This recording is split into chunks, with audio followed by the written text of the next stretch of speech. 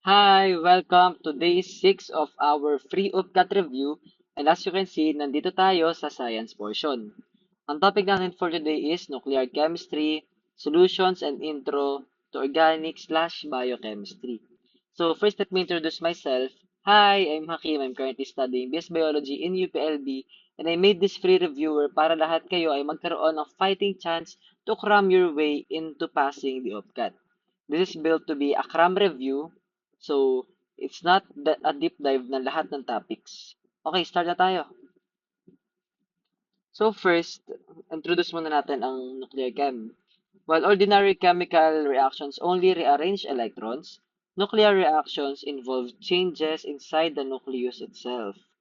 Every nuclide, ibig sabihin guys, ordinary chemical reactions, di ba, pag-rearrange lang sila ng electrons. Pero ang nuclear reactions, sa nucleus siya involved, kaya nuclear. Every nuclide, a specific type of atom, can be described by its mass number. We talked about this before, guys. There's this thing called mass number, and it is the sum of the protons and neutrons. Pati atomic number. Ang atomic number, guys, is the number of protons, which defines the element's identity. Ayun yung makikita nyo sa periodic table na nakalagay dito. Ayun yun. Okay? Atoms of the same element that differ only in their number of neutrons are called isotopes. Ang example nan is C12 and C14. Ayan.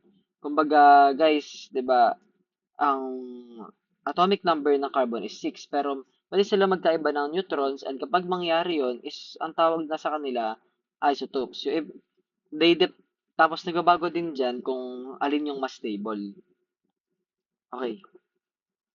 Unstable nuclear release particles or energy through radioactive decay. Meron tayo ditong three types of decay.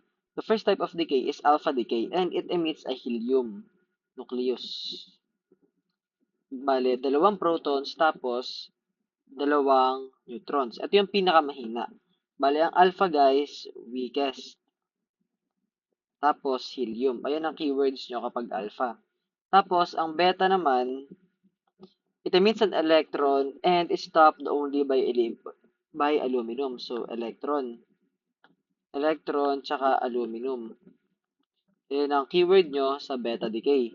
While ang gamma decay naman is yung pinakamalakas, it releases pure high energy radiation, the strongest of the three.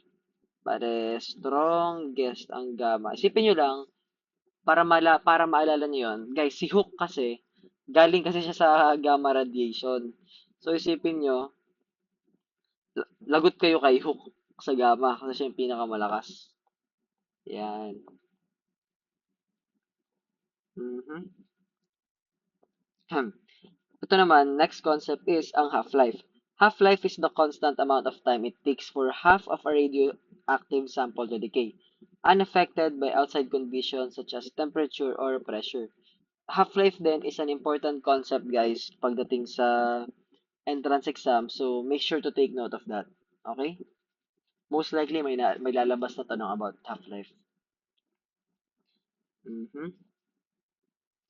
Okay, so here are the key points that I discussed and meron ding analogy dito as well as a worked example. Take a screenshot of this kung gusto nyo to sagutan on your own. Okay, dito naman tayo sa concentration of solutions. Ito ay more on stoic na, more on solving. The concentration describes how much solute is present in a solution. Guys, ang concentration describes how much solute is present in a solution and chemists use several units depending on the situation. First, ito yung mga units na tinutukoy niya. Percent composition, parts per million, tsaka parts per billion. Ang pinagkaiba nito guys, ang percent composition is by weight, volume, or weight per volume. Ito yung pinakamadaling isipin kasi kumbaga by weight lang o kaya by volume yung amount of concentrations. While yung parts per million naman tsaka parts per billion is you don't have to worry about that muna kasi they are reserved for very dilute trace level amounts. Wala pang hinahandle na ganun as of now. Para sa'yo. Two more technical units are commonly tested. Ito guys, medyo important concepts din. Ito, molarity, and normality. Pero to be honest, you don't have to worry about this at all sa UPCAT kasi ito rin yung isa sa mga nireview ko talaga. And I was so mad when none of them appeared. So, ayan, basahin nyo na lang guys kasi hindi ko siya nire-recommend ituro. Siguro sa uluhin nyo na lang yung formula for molarity and molality. Kasi hindi talaga siya naturo. I mean, lumabas nung nag-upcut ako. So, I think that it would be a waste of time for me to teach it to you. Huwag nyo nang alalahanin to pag mag-take kayo ng upcut. Yun ang advice ko. Tapos, guys, ito meron ditong analogy and the work example na pwede nyo namang itry kung gusto nyo.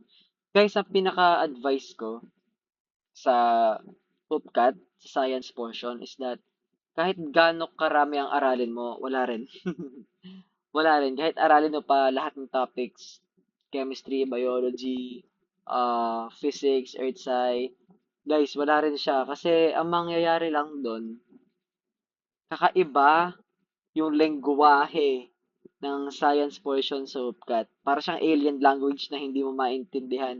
Kasi yung inaral mo, ibang-iba siya doon sa lalabas. Like, hindi siya, akala mo mag-solve ka. Akala mo, tanda mo lahat. Hindi, puro siya parang application slash situational type shit na hindi ko maintindihan. Pero gladly, still pass naman. Yun ang mararecommend ko. You don't have to overstudy for science, I swear. Okay, dito naman tayo sa intro to organic chem and biochem. Organic chemistry is the study of carbon-based compounds. And ang pinakasimple dito ay mga hydrocarbons such as methane, CH3, mga ganyan. Hydrocarbons are classified by the type of carbon-carbon bond they contain. Alkanes, alkenes, and alkynes. Pero, sige, tuturo ko na rin sa'yo. Pero guys, to be honest, you don't have to worry about this upcut din. Walang lumabas na biochem or orgchem din. My experience. Okay, so, ang alkanes guys is may single bonds lang. Ito dalawa sa alkenes, tas tatlo naman sa alkynes. Biochem applies these chemical principles to living systems and centers on four major classes of biomolecules.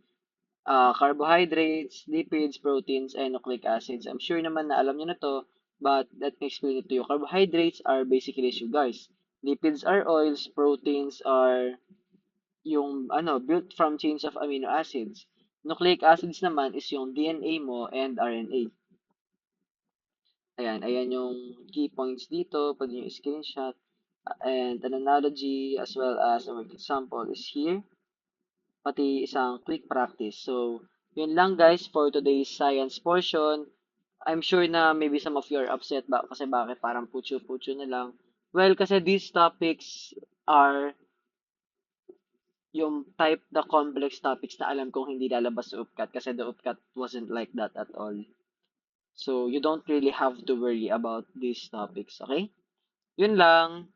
And kung gusto nyo ng mga reviewer na to, just avail it in my TikTok. Send na kayo na message sa akin. And I hope you appreciate what I'm doing. Yun lang guys. Bye!